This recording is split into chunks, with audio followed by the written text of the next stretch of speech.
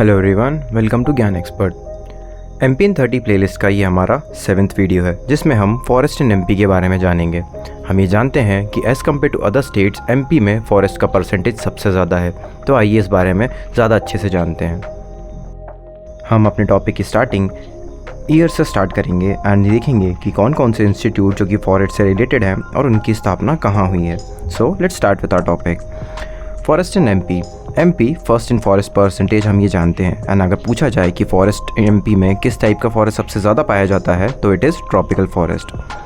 आगे बढ़ते हुए सबसे पहले जबलपुर में स्टेट फॉरेस्ट रिसर्च इंस्टीट्यूट की स्टैब्लिशमेंट 1963 में हुआ था। एंड इन 1951 में मोहन नामक वाइट टाइगर सबसे पहले सीधी डिस्ट्रिक्ट में देखा गया था और इसको देखने वाले थे मार्तंड सिंह। 1952 में first forest policy MP states ने रिलीज़ करी थी। 1964 में तेंदुपत्ता नेशनलाइजेशन हुआ था एंड आफ्टर दैट 6 साल बाद 1970 में फॉरेस्ट नेशनलाइजेशन हुआ था। तो आप ऐसे समझ सकते हैं कि एमपी में फॉरेस्ट से पहले तेंदुपत्ता जैसे बीड़ी बनती है वो नेशनलाइज हुई थी। मूविंग फॉरवर्ड 1972 में wild life protection act implement हुआ था। ये सिर्फ स्टेट का ही नहीं ऑल ओवर इंडिया था। 1973 में again all over India project tiger का इनिशिएटिव स्टार्ट हुआ था।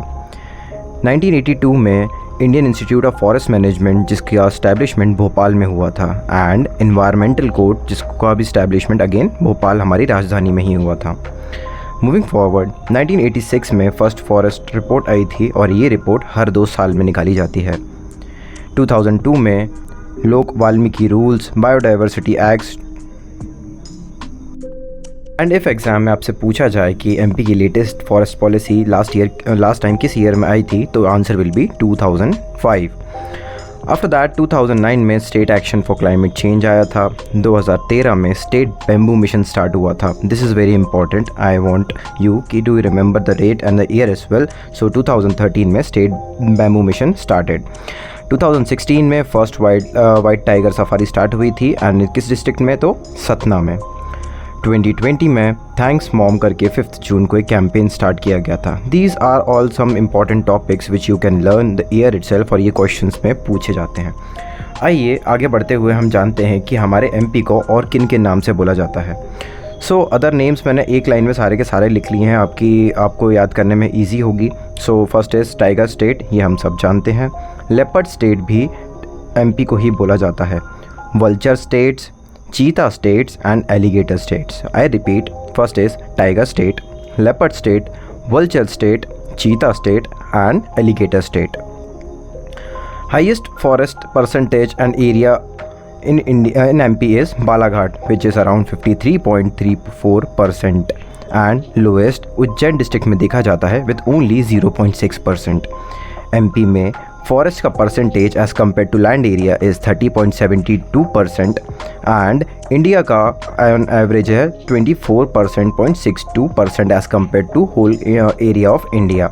सो these are some important facts जो आपको याद करने चाहिए एंड एग्ज़ाम में पूछे जा सकते हैं। नाउ फॉरेस्ट इन एमपी में हम डिवीजन्स के बारे में पढ़ेंगे जहाँ पे एमपी को 3 मेन डिवीजन्स में डिस्ट्रीब्यूट किया गया है। First is Vindhyan Kaimur range, second is Morena Shivpuri belt and third is south of Narmada belt जो सबसे ज़्यादा डेंस है। आइए इसके बारे में और जानते हैं। विंध्यन कैमूर रेंज बेल्ट जो कि दमोह एंड सागर प्लेटू के ऊपर है, ये रेयर फॉरेस्ट के एग्जाम्पल हैं।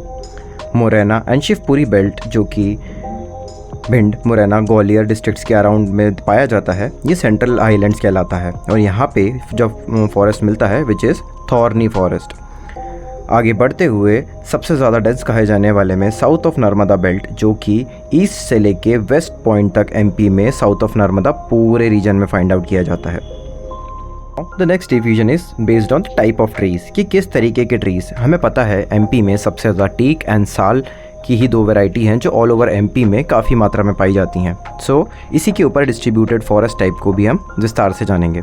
सो टीक फॉरेस्ट जो कि 75 से लेके 125 सेंटीमीटर रेंज के इलाकों में पाया जाता है, ये मोस्टली सदर्न एमपी में देखने को मिलता है। अगर इसके परसेंटेज की बात करी जाए तो 19.36% फॉरेस्ट एमपी के टीक फॉरेस्ट में ही क्लासिफाइड है। नाउ इसका एग्जांपल है ट्रॉपिकल डेसिडियस फॉरेस्ट। आगे बढ़ते हुए साल, अगेन टीक के बाद में साल सबसे ज़्यादा एमपी में उगने वाला ट्री है एंड 125 से लेके 175 सेंटीमीटर्स तक जहाँ जहाँ पे रेनफॉल होती है वहाँ पे आपको साल के ट्रीज़ एंड फॉरेस्ट दिखते हैं। ये मोस्टली ईस्टर्न एमपी के पार्ट में आपको देखने को मिलेगा। The next division is based on type of trees कि किस तरीके के ट्रीज़। हमें पता है एमपी में सबसे ज़्यादा टीक एंड साल की ही दो वैरायटी हैं जो ऑल ओवर एमपी में काफ़ी मात्रा में पाई जाती हैं। सो इसी के ऊपर डिस्ट्रीब्यूटेड फॉरेस्ट टाइप को भी हम विस्तार से जानेंगे। सो टीक फॉरेस्ट जो कि 75 से लेके 125 सेंटीमीटर रेंज के इलाकों में पाया जाता है। ये मोस्टली सदर्न एमपी में देखने को मिलता है। अगर इसके परसेंटेज की बात करी जाए तो 19.36% फॉरेस्ट एमपी के टीक फॉरेस्ट में ही क्लासिफाइड है। नाउ इसका एग्जांपल है ट्रॉपिकल डेसिडियस फॉरेस्ट। आगे बढ़ते हुए साल, अगेन टीक के बाद में साल सबसे ज़्यादा एमपी में उगने वाला ट्री है एंड 125 से लेके 175 सेंटीमीटर्स तक जहाँ जहाँ पे रेनफॉल होती है वहाँ पे आपको साल के ट्रीज़ एंड फॉरेस्ट दिखते हैं। ये मोस्टली ईस्टर्न एमपी के पार्ट में आपको देखने को मिलेगा।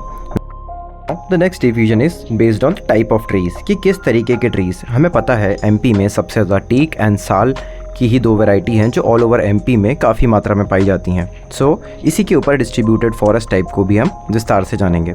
सो टीक फॉरेस्ट जो कि 75 से लेके 125 सेंटीमीटर रेंज के इलाकों में पाया जाता है।